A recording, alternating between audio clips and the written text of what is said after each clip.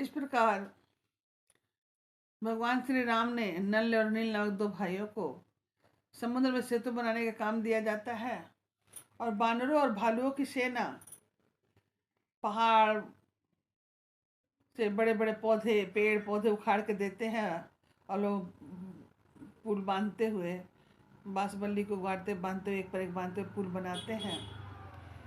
सब लोग करते हैं एक दूसरे की सहायता, पुल बनता है।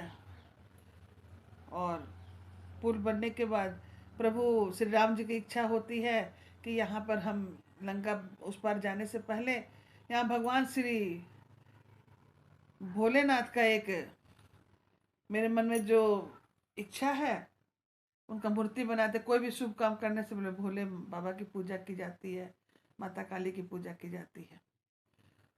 तो राम जी के द्वारा, चूंकि राम के ईश्वर श्री शंकर बाबा हैं, इसलिए उनका नाम रामेश्वरम पड़ा। तो वहाँ ज्ञाता मुनि को बुलाया गया कि उनको बुला कर श्रेष्ठ लिंग की पूजा की जाए। उस समय भी ज्ञाता कौन था? उस समय भी रावण आया था।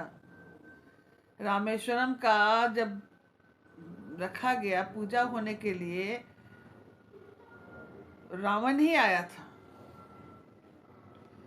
और उन्होंने तथास्तु करके आशीर्वाद भी दिए थे, क्योंकि जो काम के लिए उन्होंने शुरू किया था तो उनको तो वो ब्राह्मण, चूंकि ब्राह्मण थे रावण, तो आशीर्वाद भी दे के विजयी भवा। इसके बाद हो चुकी उनका वो कर्म था। रावण जैसा मतलब विदूषक ज्ञाता तीनों लोक में नहीं था, चारों लोक।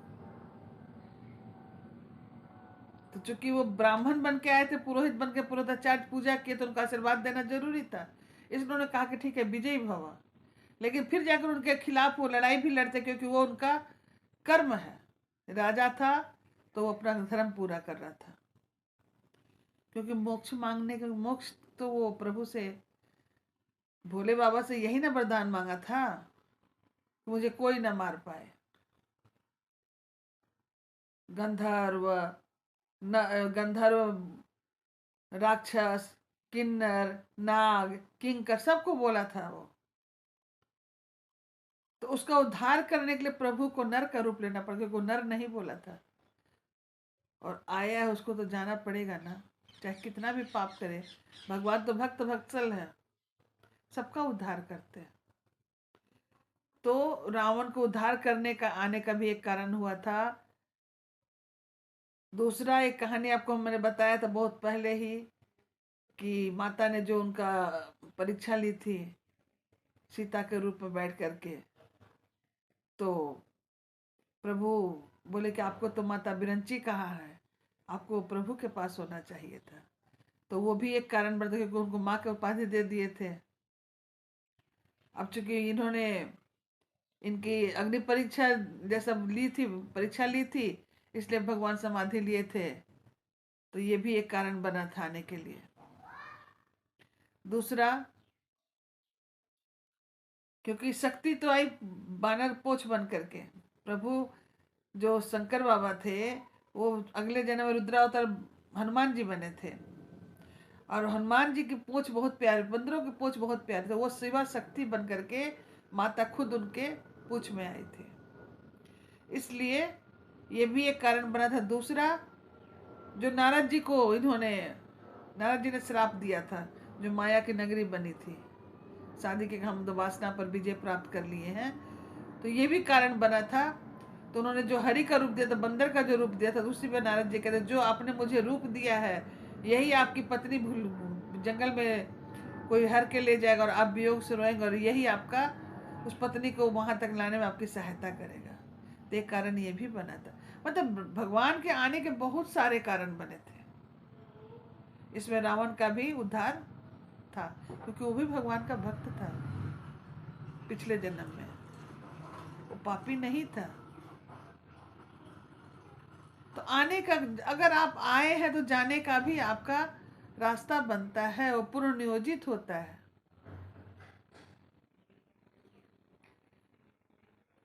इस तरह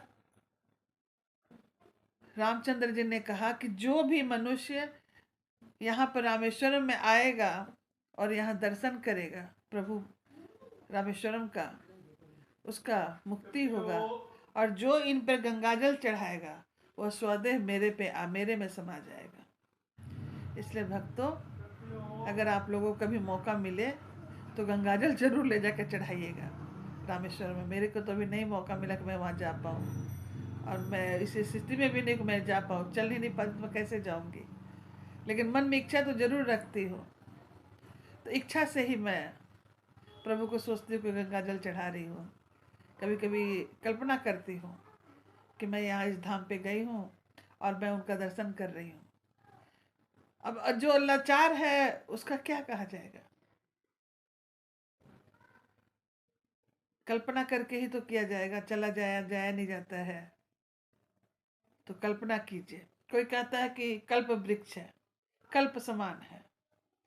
कल्प मतलब क्या? काया कल्प, मतलब एक दूसरे की कल्पना किए। और कोई काया कल्पना कल्प वृक्ष नहीं है। कल्पना के द्वारा जितने भी हम रंग समाते हैं अपने अंदर, वही एक वृक्ष के रूप में दिखाई दे, उसको काया कल्प वृक्ष कहते हैं। तो जो लाचार है वो यही कहे कि भाई हम भी प्रभु का दर्शन कर रहे हैं। सोते समय प्रभु का ध्यान लगाइए। हे प्रभु, आज मैं आपको देख रही हूँ। हे नाथ, आप कल्पना कीजिए कि हे प्रभु, मैं आपको पूजा कर रही हूँ, आपको खाना खिला रही हूँ, आपको स्नान करा कर चंदन टीका लगा रही हूँ। यही सब आप कल्पना कीजिए। मतलब हमेशा आप प्रभु पे रमे रहिए, जरूर आपको दर्शन मिल जाएगा। कर्म तो करके देखा जाए, तभी तो मिलेगा।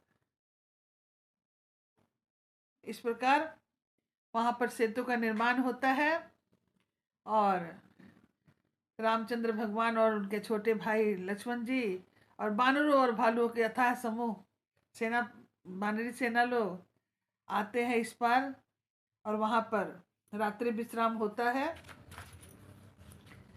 और अब आगे की प्रसंग अगले वीडियो में मैं जरूर डालूंगी। काशी विश्वनाथ की जय हो। जय जय श्री सीताराम जी। हरि प्रभु आपकी सबकी मनोकामना पूर्ण करे। और शिवरात्रि आ रहा है, 26 तारीख को शिवरात्रि भी है। खूब धूमधाम से प्रभु का शादी का उत्सव मनाइए। भोलेनाथ और गौरा सती माई का बहुत ही खुशी का शुभ बेला आ रहा है। बल्कि जिन लड़कियों की शादी नहीं हो रही होगी, उस दिन वे लड़कियां स्नान करके सुबह सुबह माता गौरी का लाल कपड़े में या पीला कपड़े में हल्दी रखें, उन्हें उसमें महावर रख दे, थोड़ा एक लगा कर एक डिब्बा महावर छोटा सा बोतल में लेके रख लीजिए। हल्दी, कुमकुम, चूड़ी, ये सब लेकर के माता के चरणों में रख करके आप पार्वती अष्टक नाम का जो स्तोत्र है उसको आप 11 बार पढ़ करके रख दीजिए। और आप मनोकामना कीजिए कि हाँ, हमारी शादी ठीक हो जाए। वो लड़की ही करे, लड़की के लिए आइए। पीढ़ा पर स्नान रख करके आप करिए, माता रानी मंगल करेंगी, आपकी शादी बहुत जल्द ठीक हो। जिन लड़कियों की नहीं हो रही होगी वो, और अगर लड़कों की नहीं हो रही है तो वो भोलेनाथ पर कोई टोके ना, भोले बाबा पर जा करके दूध चढ़ाए, शहद चढ़ाए, 2 काली मिर्च रख करके शहद चलाए और कहे कि हमारी जो आपकी मनोकामना हो कि भाई हमारी शादी नहीं हो रही, शादी का ही है, शादी का ही करना है। भगवान उनकी सबकी मनोकामना पूर्ण करेंगे। इस प्रकार हम वाणी विराम कर रहे हैं। जय जय श्री सीताराम।